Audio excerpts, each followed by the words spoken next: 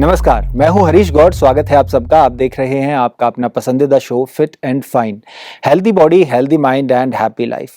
बुद्धा से एक बार पूछा गया कि मेडिटेशन से आपको क्या प्राप्त हुआ। उन्होंने उत्तर दिया, कुछ नहीं। आप ये पूछिए कि मैंने क्या खोया। उन्होंने कहा, मैंने खोया anger, anxiety, depression, insecurities and fear of old age and death. देखिए, जहाँ सफाई होती है हमें बड़ा सुकून मिलता है। सफाई ऐसी चीज़ नहीं है कि जो हम प्राप्त कर सकते हैं। गंदगी को हटा दो, सफाई अपने आप हो जाती है और हमें सुकून मिलने लगता है। तो जब ये इनसिक्योरिटीज़, डिप्रेशन, सारे विकार, सारी बुराइयाँ जब हमारे जीवन से साफ़ हो जाती हैं, सब खत्म हो जाती हैं, तो अपने आप हमारे जीवन में सुख, शांति, प्रेम, पवित्रता सब हासिल हो जाती है और हम अपना जीवन खुशनुमा और खुशहाल जीने लगते हैं। और हमारा जो शरीर है, हमारी जो बीमारियां हैं वो भी ख़त्म होने लगती हैं। हमारी चर्चा इसी पर चल रही थी कि मेडिटेशन कैसे मेडिसिन का काम करता है, और इस मेडिटेशन की चर्चा को हम आगे बढ़ाते हैं। इस पर चर्चा करने के लिए डॉक्टर सतीश कुमार गुप्ता जी हमारे साथ स्टूडियो में मौजूद हैं। आइए उनका स्वागत करते हैं।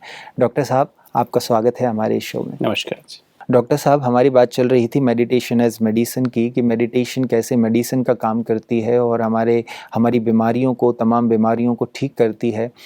पिछले एपिसोड में हमने जाना था कि मेडिटेशन कैसे किया जाए और मेडिटेशन से कैसे हमारे शरीर में हीलिंग होती है। सूक्ष्म शरीर की हम बात कर रहे थे और भी बहुत सारी बातें मेडिटेशन से जुड़ी हुई जानी थी। आज हम और कुछ बातें जानना चाहते हैं। खुशी की बात हमने जानी थी कि हमारे जीवन में खुशी आ जाती है, खुशी कैसे हीलर का काम करती है। तो मेडिटेशन करने से और क्या क्या ऐसी शक्तियाँ, ऐसी एनर्जीज़ हमें प्राप्त होती हैं जो एज ए हीलर हमारी बॉडी में काम करती हैं? मेडिटेशन जो है आज से कुछ साल पहले, लगभग आज से मैं समझता हूँ अगर हम 30 साल पहले चले जाएं, कभी डॉक्टर्स मेडिटेशन की बात नहीं करते थे, है ना। डॉक्टर्स जो है जब बात देखी, जब नॉन कम्युनिकेबल डिजीज़, जो ऐसी बीमारियां, जो ब्लड प्रेशर, डायबिटीज़, जो स्ट्रेस से रिलेटेड थी, जो ना वैसे तो आनी तो शुरू हुई, बीमारी 70 में आनी शुरू हो गई थी बहुत ज़्यादा। धीरे धीरे बढ़ते बढ़ते 90s में इसका एपिडेमिक बन गया। एपिडेमिक में महामारी का रूप धारण कर लिया और एक बहुत बड़ी समस्या हो गई, क्योंकि पता लगा कि इनका कुछ इलाज ही नहीं है। तो तब डॉक्टर्स ने इसके बारे में इम्पोर्टेंस समझी, इस पर रिसर्च हुई। 86 से रिसर्च शुरू हुई, 1986 में, और इसके ऊपर काम हुआ कि कैसे विचारों का असर हमारी इम्यूनिटी पर पड़ता है, कैसे विचारों का असर हमारे हार्मोन ऑर्केस्ट्रा पे पड़ता है, जो पहले भी हमने एम्फेसाइज किया है। तो जैसे हमारे अंदर जो नेगेटिविटी आ जाती हैं, जो भी नेगेटिव हमारे अंदर इनसिक्योरिटीज़ आती हैं, गुस्सा आता है, चिंता, उदासी, भय जो हमारे जीवन में चला आता है ना, प्रेशर्स में रहते हैं हमेशा हमें नींद नहीं आती है। तो ये सारी जो प्रॉब्लम, ईर्ष्या, द्वेष, हमारा आपस में कंपटीशन, जैसे कंपटीशन और कंपैरिजन बहुत ज़्यादा समाज में बढ़ गया है। तो इससे हम अनरेस्ट महसूस करते हैं, दुखी महसूस करते हैं, सभी अशांति और दुख महसूस करते हैं। और ये जीवन में हमारे, इनको निकाल नहीं सकते हम, चाहे ना, अगर हम चाहें चिंता करना छोड़ दें, गुस्सा करना छोड़ दें, उदास होना छोड़ दें, है ना, या मेरी कोई बहुत सेंसिटिव नेचर में छोड़ दूँ, या ऐसी कोई दवाई दुनिया में नहीं बनी इसको मैं खा लूँ तो वो ठीक हो जाए। एंजाइटी की दवाई खा लेंगे थोड़ी देर, जब तक उसका असर है 12 घंटा, 14 घंटा, 24 घंटा असर रहेगा, फिर again you will be back to the square one, है ना, वो वहीं पहुंच जाएंगे वापस। और कई बार वर्स्ट कंडीशन हो जाती है उसके बाद और ज़्यादा, तो दवाइयों का असर खत्म होते ही फिर वहीं पहुंच जाएंगे। परमानेंट इलाज इसका जो बेसिकली क्या है, जैसे अंधेरे को हम जीवन से निकाल नहीं सकते ना, कमरे में अंधेरा निकाल नहीं सकते हैं, किंतु आप एक छोटा सा बल्ब जला देते हैं, छोटा सा दीवा भी जलाते, लाइट आ जाती है, अंधेरा भाग जाता है। सेम चीज़ है, हमें इसमें थोड़ा अपोजिट है कि जैसे ही आप जान जाते हैं कि मैं देह नहीं, मैं आत्मा हूँ, इसको चलाने वाली अति सूक्ष्म चैतन्य ज्योति बिंदु आत्मा हूँ, परमात्मा की संतान हूँ, पावर हाउस की संतान हूँ, अल्टीमेट अथॉरिटी, ऑलमाइटी अथॉरिटी मेरे साथ है, तो वो जो पावर आपके अंदर आती है ना, वो एकदम से आपका अंधेरा खत्म कर देती है अपने आप। जैसे मैं तो अपना जीवन देखता हूँ, जब 86 में मेरे को पहली बार आत्मा का पता लगा, परमात्मा का पता, ह्यूमन बीइंग का मुझे कनेक्शन पता लगा कि ह्यूमन बीइंग क्या है रियल में, ट्विंकल ट्विंकल लिटिल स्टार क्या है ना। जैसे मेरे जीवन में उस दिन बात थी, जो मैं समझता हूँ सितंबर का महीना था, 13 सितंबर था शायद उस दिन। और उस दिन मेरे को जब ये बात, मैं पहली बार उधर गया था, और पहली बार से उस दिन से मेरे अंदर से, जो मेरे अंदर एंजाइटी थी, फियर था, मतलब डर था, और रिजेंटमेंट थी, कम होती चली गई, मतलब बहुत कम होती चली। पहली बात समझते ही, ये बात समझते कि मैं देह नहीं मैं आत्मा हूँ। ओम का अर्थ समझते ही, ओम मना अहम आत्मा मम शरीरम, मैं तो आत्मा हूँ, ये मेरा शरीर है, मैं शरीर नहीं हूँ, ये मेरा शरीर है, ये मेरी कार है, मैं इसका ड्राइवर हूँ। ये समझते ही मेरा तो प्रॉब्लम चला। पर दूसरे पहले दिन मैंने ये भी समझा कि मनुष्य जो कभी भी कुत्ता बिल्ली नहीं बनता, गधा नहीं बनता है, वो मनुष्य योनि में रहता है ना। तो ये दो बातें मेरे को पहले दिन समझ आई थी, और आत्मा से परमात्मा को थोड़ा समझ आ गया था, तो मैं तो प्रॉब्लम खत्म हो गई। मतलब फर्स्ट डे ही 50% प्रॉब्लम तो खत्म हो गई लाइफ में। बाकी जैसे फिर मैंने योग किया, थोड़ा सा कनेक्शन बढ़ाया, एक एक संबंध से याद किया और कनेक्शन ठीक होता चला गया। तो I think the main thing is कि इसके द्वारा जो मेडिटेशन के द्वारा, और जो हमने बताया ना, सत्य की समझ के साथ पवित्रता आती है, पवित्रता से शांति, शांति से रूहानी प्रेम, सच्चा प्यार हमारे जीवन में, ट्रू लव हमारे जीवन में आता है। और ट्रू लव जो बेसिकली हमारे जीवन में क्या पैदा करता है, हमारे अंदर दया पैदा करता है। दया, रहम और करुणा पैदा करता है।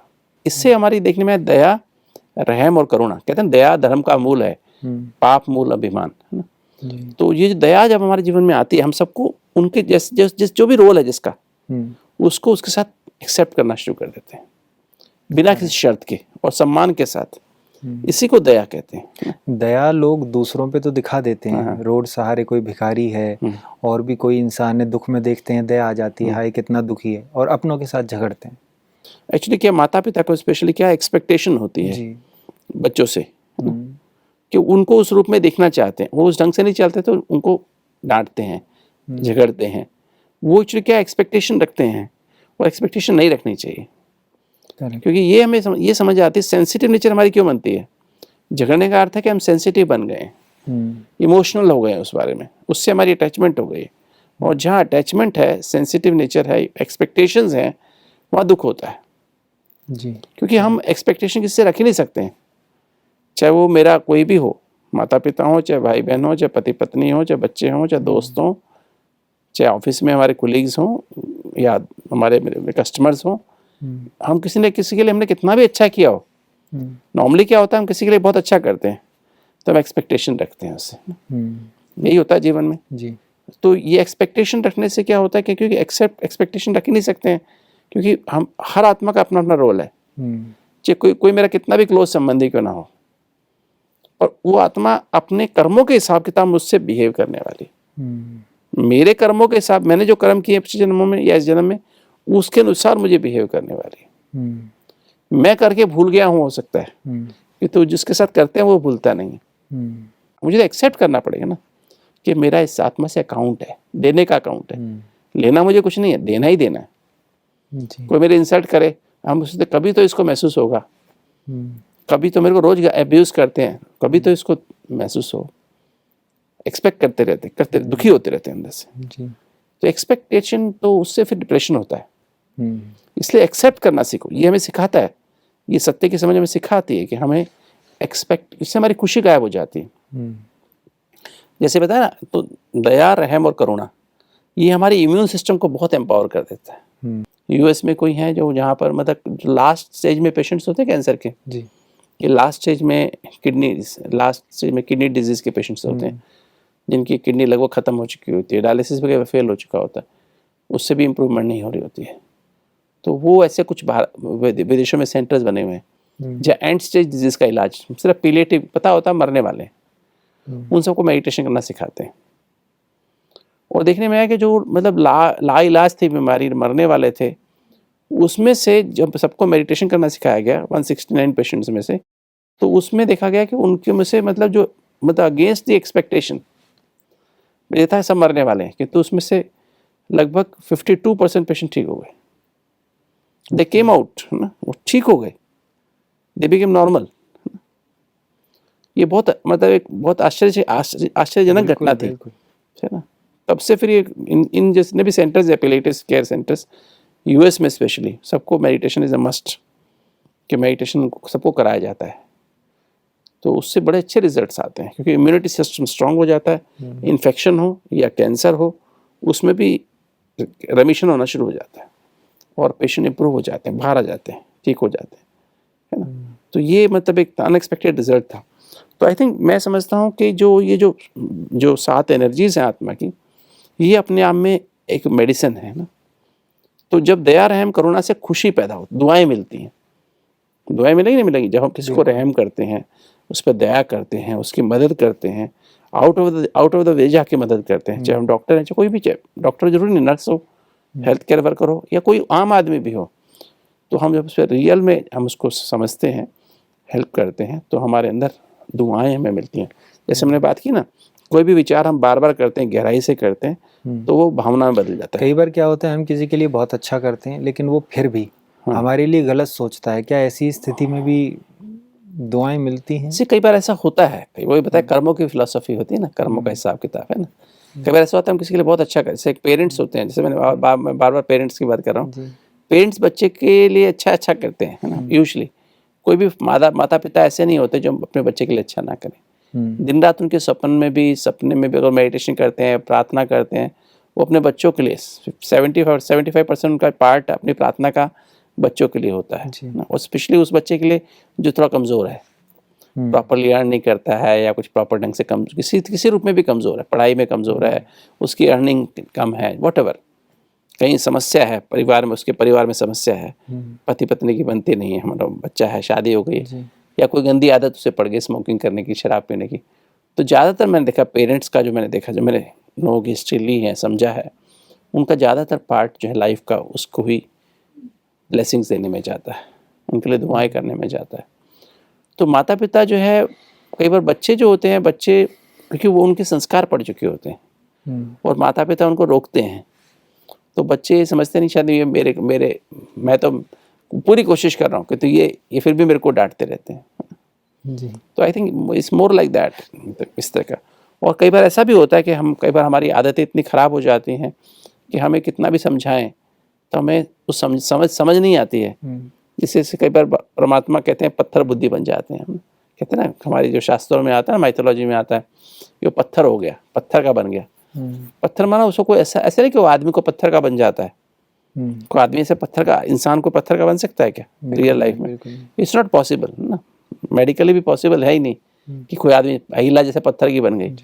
पत्थर का मतलब यह है कि पत्थर बुद्धि बन गई, अर्थात उसको कुछ समझ में नहीं आ रहा है, कोई आपकी बात का असर नहीं हो रहा है, तो पत्थर बुद्धि बन जाता है आदमी, उसको उसकी समझ का कोई असर नहीं होता, वो सिर्फ इरिटेट और गुस्सा करते रहते हैं जी, है ना, और उल्टा सीधा बोलते रहते हैं, अच्छी बात कहने पे भी उनको दिमाग में नहीं पड़ेगा, है ना। तो ऐसा मतलब हम अगर किसी के लिए अच्छा कर रहे हैं, अगर हम किसी के ऊपर रहम कर रहे हैं, दया भाव रख रहे हैं और उनकी मदद कर रहे हैं, तो फिर ऐसी स्थिति में भी अगर कोई फिर भी हमें उसका रिटर्न ना दे अच्छे से, तब भी दुआएं जमा होती हैं बिल्कुल होती है ना, क्योंकि दुआएं देखिए हम तो गहराई से कर रहे हैं, इंटेंस होके कर रहे हैं, उसके बारे में बार बार हमें मन में आता है, नहीं इसका कल्याण हो जाए, इसका कल्याण हो जाए, इसका कल्याण हो जाए, इसका कल्याण हो जाए, तो वो हमारी भावना से वाइब्रेशन, मतलब दुआएं क्या है, वाइब्रेशंस, मेरे हीलिंग वाइब्रेशंस को जाते रहेंगे। क्योंकि तो मान लीजिए गड्ढा है, गड्ढा बहुत गहरा गड्ढा है, तो उसमें तो बहुत ज़्यादा मिट्टी डालनी पड़ेगी, उसके बाद वो समतल होगा ना, है ना। हमने मान लीजिए कुएं में डाल दिया, 5 किलो मिट्टी डाल दी, कुआं है 100 फुट गहरा, तो 5 किलो मिट्टी से क्या वो भर गया क्या उसको पता लगा कुएं को जब ऊपर आया क्या जी, नहीं आया ना। तो मुझे कितनी मिट्टी डालनी पड़ेगी, बहुत सारी डालनी पड़ेगी, डालते रहना पड़ेगा ना, कितने टन मिट्टी डालनी पड़ेगी, कितने ट्रक मिट्टी डालनी पड़ेगी ना।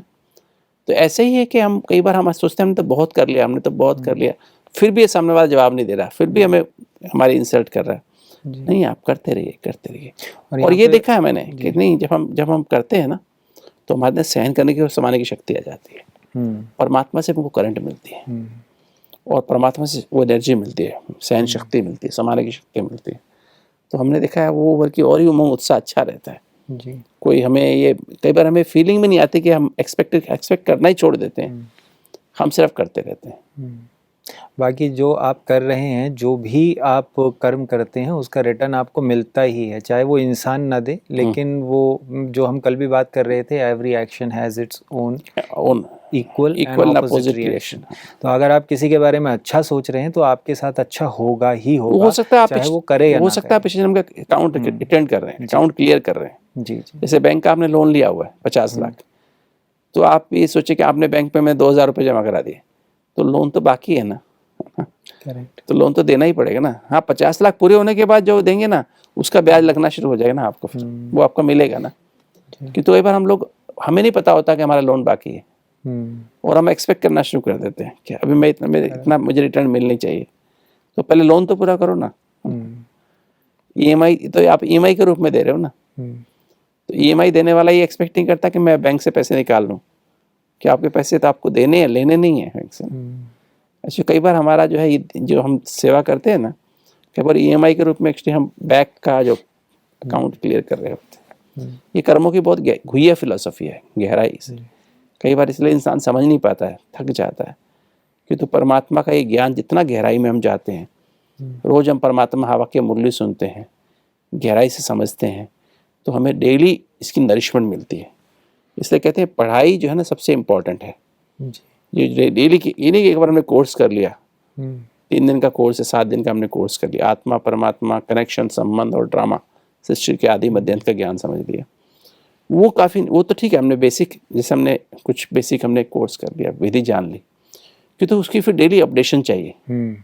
जैसे सपोज हमें कोई सॉफ्टवेयर लिया, फिर सॉफ्टवेयर को अपडेट करते हैं ना हम लोग, डेली अपडेट होता है ना। रिसर्च हमने की, रिफ्रेश भी करते हैं ना। तो वो हमारी जैसे उसी एरिया में नई रिसर्च होती रहती है। तो जैसे हम रोज जो पढ़ाई करते हैं उसमें रोज हमें नई नई बातें मिलती हैं। तो इसे रोज पढ़ाई करना बहुत ज़रूरी है ना। इन्फॉर्मेशन हमने, ये जो हमारा कोर्स है इन्फॉर्मेशन की तरह से है, एक सूचना मिल जाती है आत्मा के बारे, परमात्मा के बारे में, कनेक्शन के बारे में और ड्रामा के बारे में, सृष्टि के आदि मध्यांत कर्म फिलॉसफी के बारे में। फिर डेली इसको हमें जैसे ना डेली अपडेट करना बहुत ज़रूरी है। फिर एजुकेशन डेली चाहिए। इन्फॉर्मेशन पहले हो गई 3 दिन में, फिर एजुकेशन चाहिए, वो डेली बेसिस पे आधा घंटा रोज हमें उस पर देना होता है।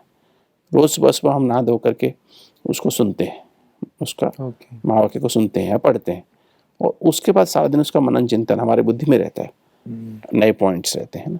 और फिर जो है, फिर काउंसलिंग माना, फिर कोई बात हमें समझ नहीं आती तो हम समझते हैं, उसी गहराई में जाते हैं। कई बार हम परमात्मा से ही मेडिटेशन में उससे बात करते हैं, है ना, संकल्पों के द्वारा उससे बात करते हैं। तो हमें बहुत क्लियर अपनी लाइफ की परिस्थिति के अनुसार, मेरे लाइफ में जो चैलेंज आया है, मान लीजिए मुझे हार्ट की बीमारी आ गई, या मुझे कोई प्रॉब्लम आ गई, मेरा एक्सीडेंट हो गया, तो मुझे इसके बारे में क्वेश्चन, मेरा एक्सीडेंट हुआ क्यों?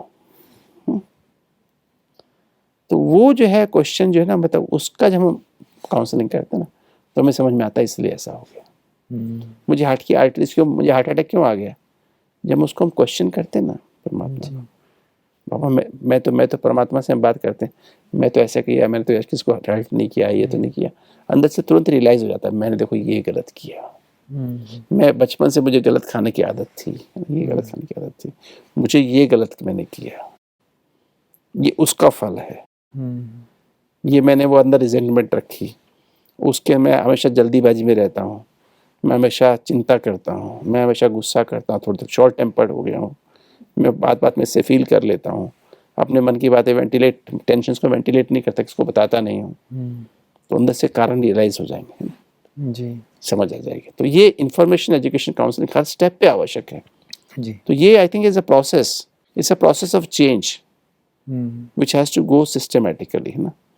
तो जितना अधिक हम करते जाएंगे, जितना उससे सबको एक्सेप्ट करते जाएंगे, हमारे अंदर रहम, दया और करुणा बढ़ती जाएगी, हमारा इम्यून सिस्टम स्ट्रांग होता जाएगा, दुआओं का खजाना जमा होता जाएगा, हम अधिक हमारे अंदर संतुष्टता आती जाएगी, कंटेंटमेंट ना, कंटेंटमेंट आने से हम जब खुद संतुष्ट रहने लगते हैं, दूसरे भी हमसे धीरे धीरे संतुष्ट होने लगते हैं, तो हमारा पुण्य का खाता जमा होता है।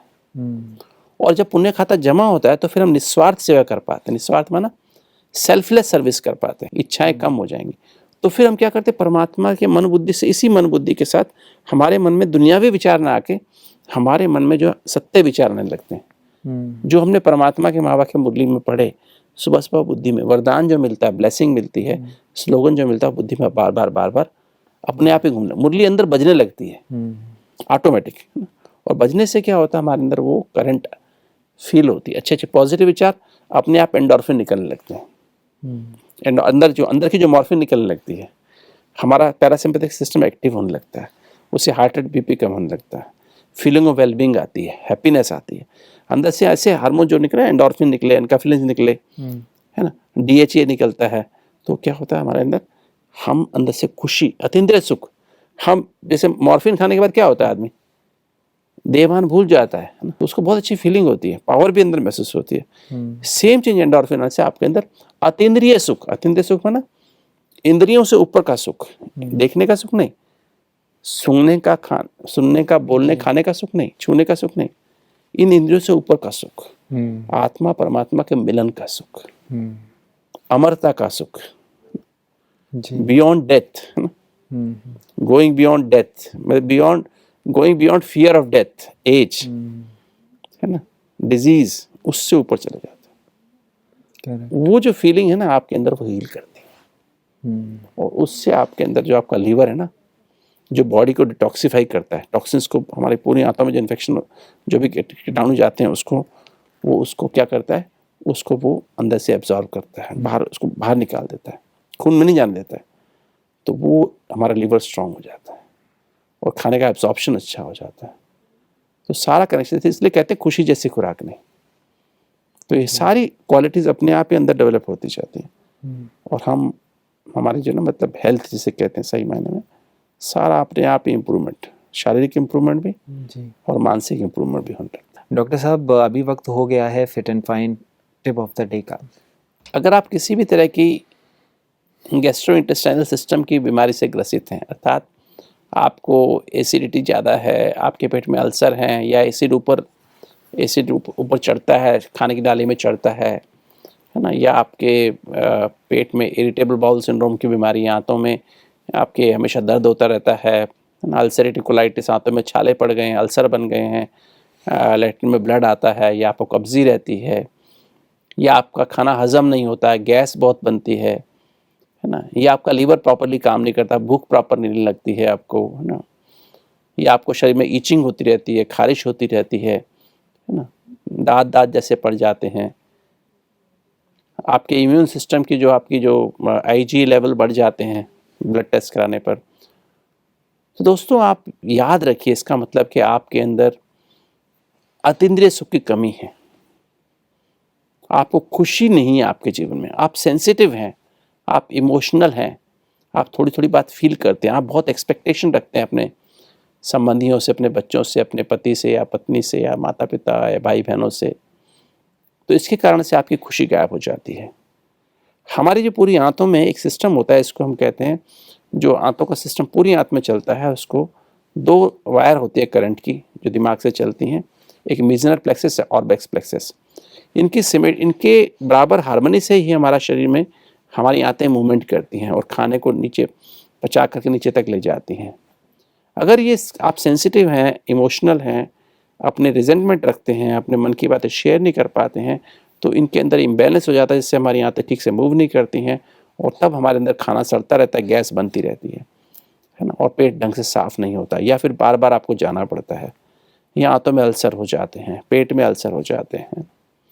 तो दोस्तों अगर इससे मुक्ति पानी है तो आप अपनी हर मन की हर बात को वेंटिलेट करना सीखिए, और अतीन्द्रिय सुख की प्राप्ति करने के लिए आप सबको स्वीकार करिए, सबको हर दिल से सम्मान देते हुए, हर आत्मा को, जो भी आपके घर में या बाहर हैं, संबंधी हैं, उनको दिल से बिना किसी शर्त के स्वीकार करेंगे जब उनके पार्ट को, और उनकी पूरी केयर करेंगे दिल से, जैसे गुलाब के फूल के माफिक जब करेंगे, वो आप मेडिटेशन प्रैक्टिस करेंगे तो आपके अंदर ये क्वालिटी आ जाएगी, जिससे आपके अंदर दया, रहम और करुणा पैदा होगी, आपका इम्यून सिस्टम भी स्ट्रांग हो जाएगा, आपका लीवर भी स्ट्रांग हो जाएगा, और फिर देखेंगे आपकी ये सब बीमारियां आंतों की, दवाई चालू रखिए, तो धीरे धीरे आप देखेंगे आपकी आंतें अंदर से हील हो जाएंगी, और आपका हाजमा, आपके अल्सर, आपकी ulcerative colitis, irritable bowel syndrome, कब्जी बिल्कुल नॉर्मल हो जाएगी। डॉक्टर साहब, चर्चा आज की बहुत ही इम्पोर्टेंट, बहुत ही खास रही। आज की इस चर्चा के लिए आपका धन्यवाद। नमस्कार। तो आज जो सबसे इम्पोर्टेंट बात हमने जानी वो ये कि हमें दूसरों के प्रति दया, रहम, करुणा की भावना रखनी चाहिए, और ये भावनाएं कब आती हैं, जब हम दूसरों से एक्सपेक्टेशंस नहीं रखते हैं, एक्सपेक्ट ना करके हम उनको एक्सेप्ट करते हैं। कहा भी जाता है दया धर्म का मूल है, पाप मूल अभिमान। अभिमान के कारण ही एक्सपेक्टेशंस आती हैं, क्योंकि हम ये सोचते हैं कि हमने उनके लिए ये किया तो वो भी हमारे लिए ये करे। ये भी अभिमान है। इसको हटा करके हम दूसरों के प्रति दया, रहम, करुणा की भावना रखें। ये उस इंसान को भी हील करेगी जिसके प्रति आप ये भावनाएं रखेंगे, और आपको भी हील करेंगी, क्योंकि ये ऐसे गुण हैं जो हर इंसान के अंदर मौजूद होने चाहिए। और ये ऐसे गुण हैं जो आपके इम्यून सिस्टम को मजबूत करते हैं, आपकी तमाम बीमारियों को हील करते हैं। आज के एपिसोड में इतना ही। अगले एपिसोड में फिर आपसे मुलाकात होगी कुछ नई बातों के साथ। आज हम आपसे विदा चाहते हैं। तब तक देखते रहिए आपका अपना पसंदीदा show fit and fine. Healthy body, healthy mind and happy life. नमस्कार।